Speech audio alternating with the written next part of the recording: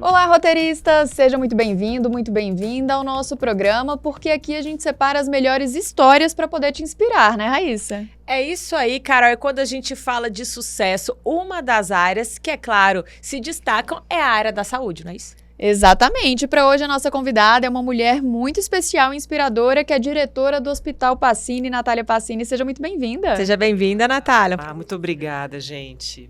Obrigado pelos elogios. Obrigada. É um prazer te receber aqui e saber um pouco mais da história do hospital, né? Conta pra gente qual que é o foco, qual que é a missão da empresa de vocês. Então, o nosso hospital ele é especializado em oftalmologia, né? Ele nasceu muito próximo do nascimento da cidade de Brasília. Ele tem 47 anos, na verdade 48 agora. É a idade do meu irmão mais velho.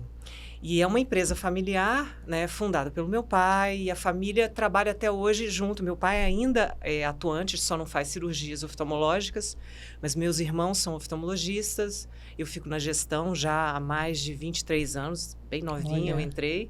E a minha mãe também atua no hospital, mas com o talento dela, que é um talento, assim, realmente muito grande, de decoração, arquitetura, que é o que ela faz. Então, ela mexe com a parte estrutural, ali, a beleza do hospital. Eu faço a parte intelectual, administrativa, e os meus irmãos e meu pai na parte técnica mesmo. Então, nem todos da família são médicos, mas estão com um pezinho ali no empreendimento da família, né? Exatamente. Isso é um motivo de orgulho e muita alegria para meus pais. Viu? Eles ficam sempre muito felizes.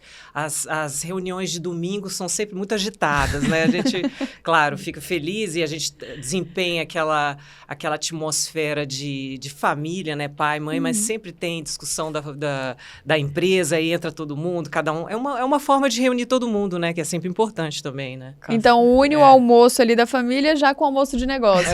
Acaba misturando um pouquinho. É bom que otimiza o tempo, né? Agora, Natália, eu já estive diversas vezes ali no hospital. Você falou que sua mãe trabalha na arquitetura. Sim. Realmente é um bom trabalho, porque lá é um local agradável de se ir, né?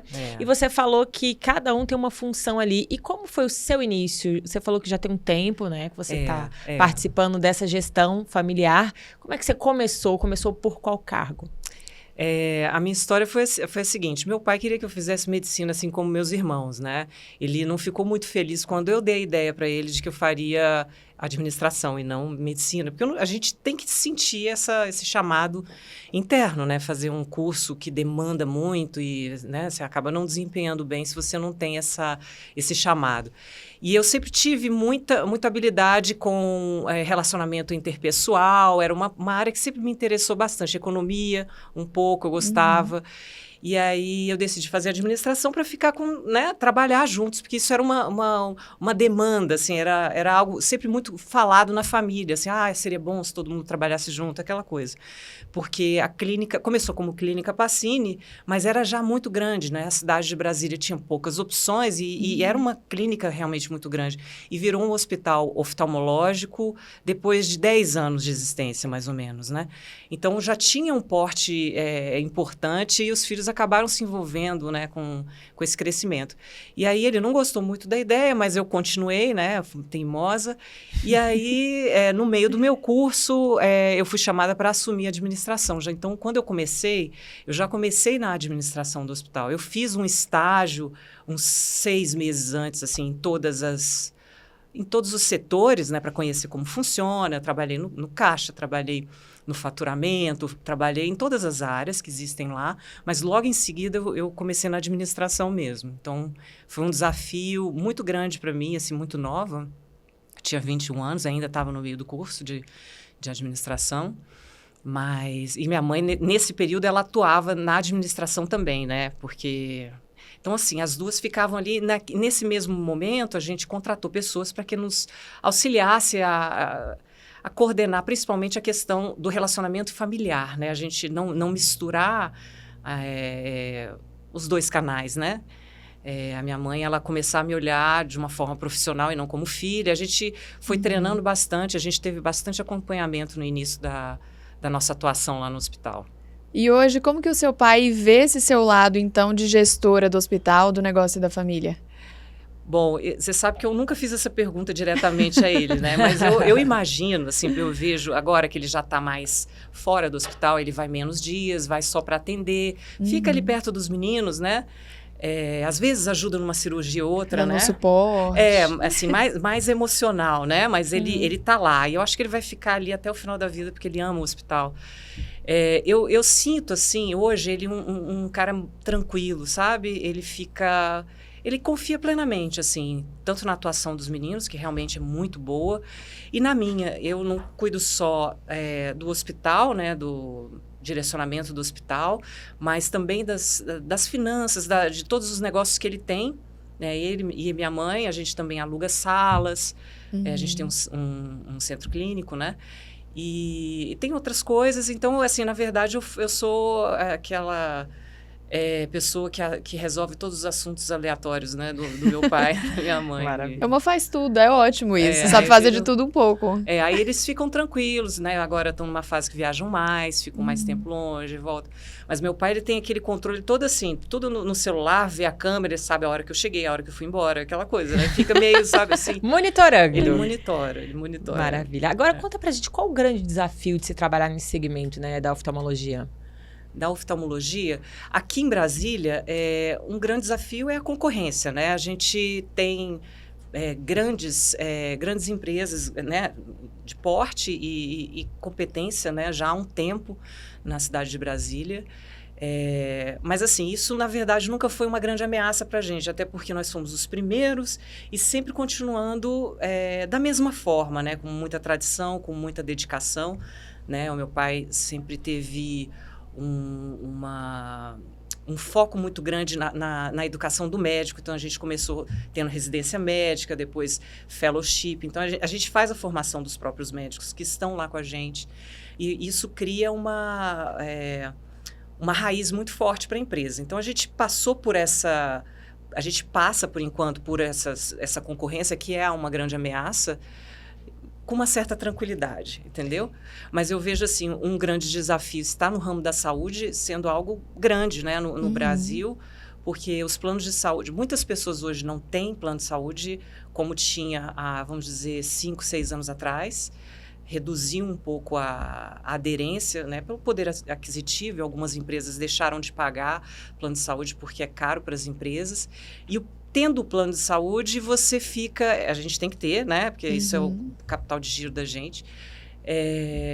Isso faz com que a gente tenha que ter contratos baixos, com valores baixos. Então, o desafio maior é você conseguir entregar a qualidade que a gente quer entregar e entrega por um preço mais baixo, né? Então, você tem que ter um controle de custos administrativo muito grande para... Bem legal. E você falou aí da formação dos profissionais, né? Como que é o pré-requisito de vocês para a contratação desses médicos que atendem na unidade hospitalar? Inicialmente era o seguinte: o hospital ele era menor e a gente tinha formação da residência médica. É o médico que sai da escola de medicina e ainda não escolheu uma especialidade. Aí você oferece na sua casa, o médico ele faz uma prova e é aceito para residência. Então, a gente fazia residência médica em oftalmologia e formava os oftalmologistas. E assim eles ficavam lá. Hoje a gente não tem mais a residência, mas continuamos com o fellowship, que é um passo à frente, né? Já existe o oftalmologista formado e ele se especializa em uma subespecialidade da oftalmologia, né? Porque a oftalmologia tem vários aspectos ali que você pode cuidar. Você pode cuidar da catarata, ou da retina, ou fazer oftalmologia geral, entendeu? E aí ele fica 2 anos do lado de um especialista, aprendendo a magia de uma determinada especialidade. Subespecialidade, na verdade, né? Já aprende com esse especialista que já atua no Pacini e esse profissional que se especializou acaba ficando por lá também. Exatamente. Aí, como a gente tem a oportunidade de conhecer e educar um pouco, mostrar como é a cultura, porque isso faz diferença, né? Assim, tem uma forma, além de ter o seu protocolo, né, de atuação, você tem um código, né, de honra ali que os médicos respeitam e tudo, que tem que ter uma harmonia mesmo de equipe, sabe? Então, a gente prefere, claro, ficar com aqueles que a gente forma, mas a gente contrata também, a gente tem um diretor médico que cuida disso, né? Ele faz uma prospecção e aí faz a entrevista, o meu pai, meus irmãos entrevistam, a gente vê ele atuando e a gente contrata, né? Chama, né? Convida a pessoa para trabalhar. Olha, bacana isso, né, Raíssa? É tipo pegar o profissional cru ali e moldar do jeito que a empresa busca, né, aquele profissional. E para vocês, assim, como se destacar nesse segmento? Como ser um profissional de referência, um oftalmologista de referência no mercado? Eu acho que, pelo que eu vejo, assim, o médico cirurgião, né, que não são todos que escolhem fazer cirurgia, ele precisa ter bastante prática, né? Então, é muito importante ele escolher um local em que ele tenha, quando ele vai fazer a sua formação, no caso, fellowship, né? Uhum. Ele escolher um local onde ele consiga atuar como médico cirurgião, que ele tem espaço para isso, que é difícil hoje em dia. Né? Por isso, por exemplo, a gente tem lá no nosso hospital o programa de ajuda. Lá a gente dá oportunidade para os médicos que já são oftalmologistas atuarem, operarem, fazerem por preços mais baixos. A gente oferece para a população de Brasília as mesmas cirurgias, os mesmos tratamentos por valores muito mais baixos, feitos por fellow e também por staff, né? A gente, hoje em dia, está todo mundo misturado ali, né? Mas o fellow, ele tem essa oportunidade de se desenvolver profissionalmente lá pelo nosso programa de ajuda, né? Maravilha. Falando nesse programa, vocês têm bastante ação social aqui no DF, né? Queria que você comentasse um pouquinho. Da gente. O nosso programa ele existe há muitos anos, assim, ele tinha um outro nome, né? Já teve vários nomes, na verdade, mas assim, desde antes do meu começo lá no hospital, a gente já tinha, né?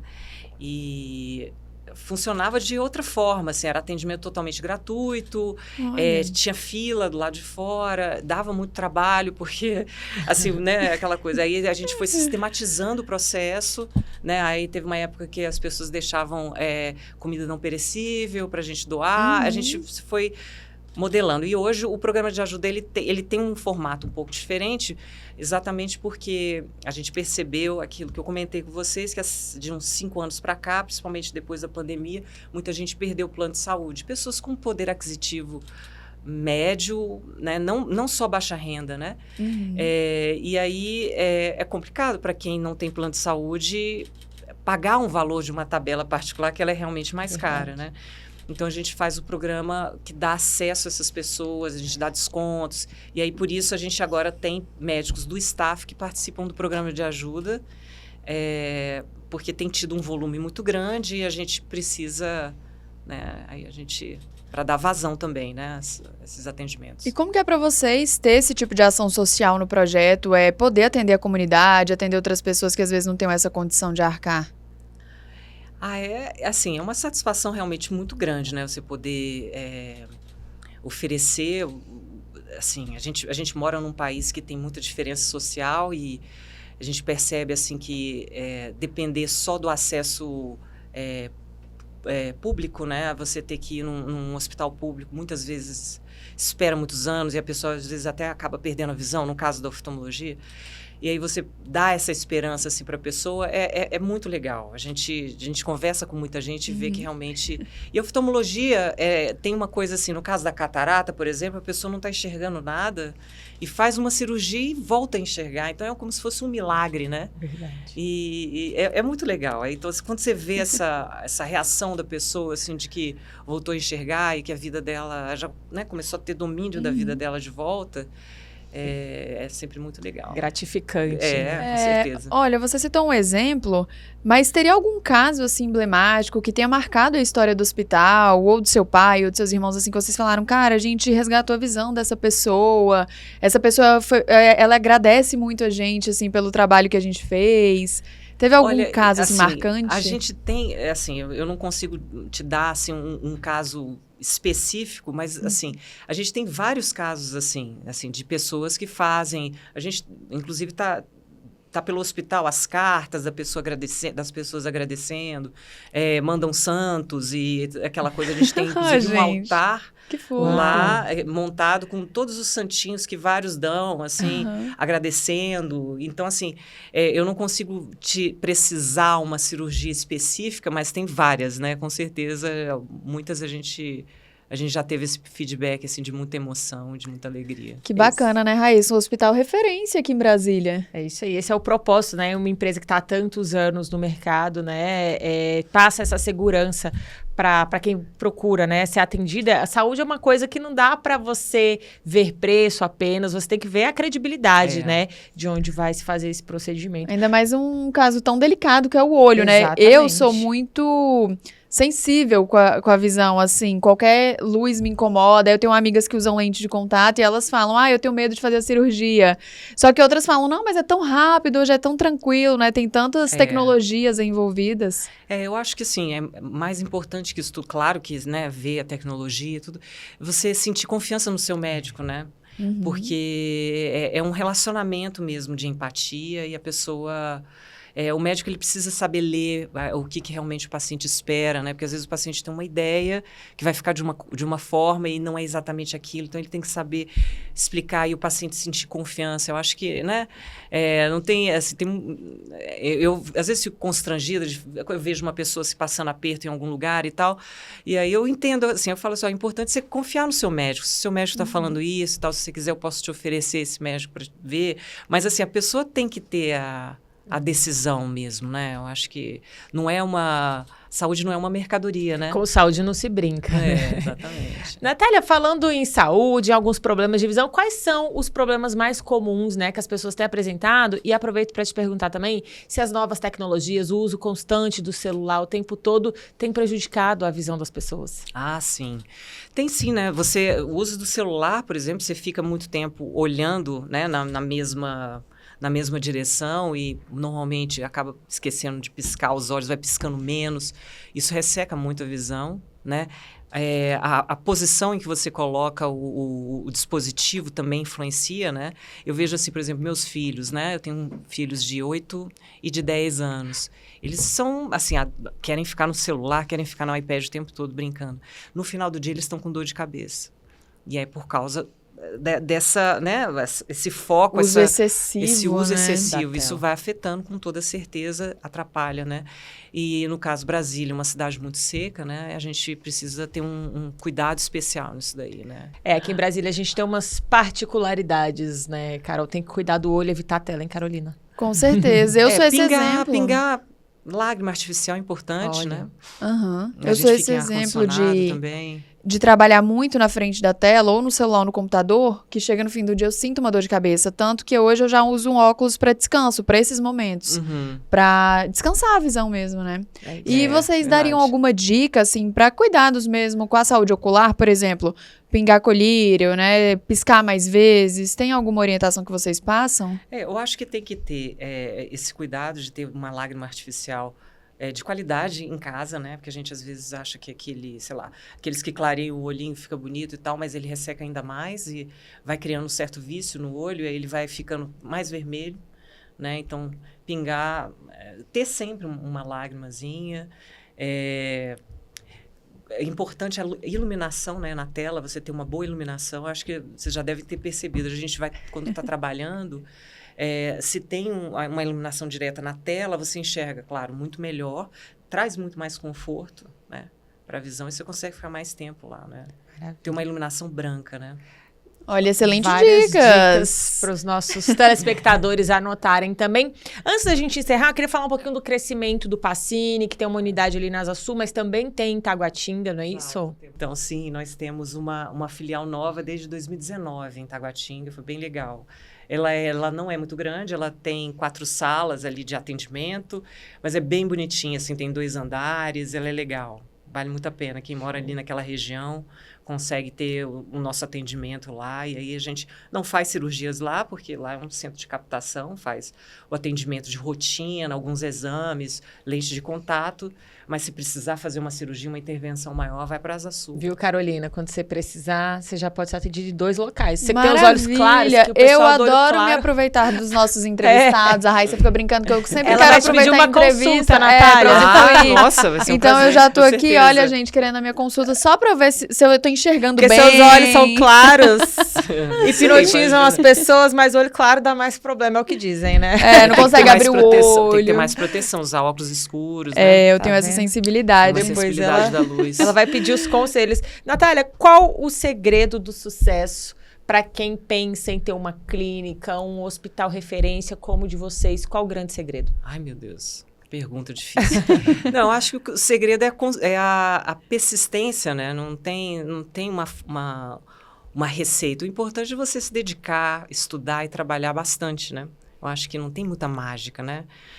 Aproveitar as oportunidades para, vamos supor, se quiser comprar um terreno ou fazer uma sociedade, tem oportunidades, assim, locais onde você consegue negociar valores melhores para montar a sua estrutura e se dedicar bastante, todos os dias ir lá trabalhar muito, né? Assim, eu vi, assim, por exemplo, meu pai, eles já passaram por momentos difíceis, assim, de parceria com pessoas que não funcionaram, que o negócio deu trabalho e meu pai todo dia voltava a trabalhar, então a gente aprendeu isso com ele, de voltar a trabalhar no dia seguinte, mesmo tendo um problema muito difícil, né? Continuar e as coisas vão passando, né? Então, eu acho que a persistência e foco, né, para você... para o que você desejar, né? Você tem que continuar. Olha aí, Raíssa. Então, seguimos essas dicas aí. Você que nos acompanha também, que deseja escrever uma história de sucesso, como a do Hospital Pacini, né? É isso aí, há tantos anos aqui atendendo e ajudando os brasileiros a melhorarem a visão. Natália, muito obrigada pela sua participação aqui com a gente, que veio muitos mais anos pela frente para comemorar atendendo a nossa população. Obrigada. Se Deus quiser. Obrigada, gente. Parabéns pelo trabalho de vocês também. Obrigada, tá? Natália, foi ótimo te receber. Então é isso, você que quer crescer nesse segmento da área da saúde, na área empresarial de hospitais, clínicas, assista aqui, pegue essas dicas, porque aí vocês vão longe também. Obrigada, tchau, pessoal. tchau. Até a próxima. Tchau, tchau.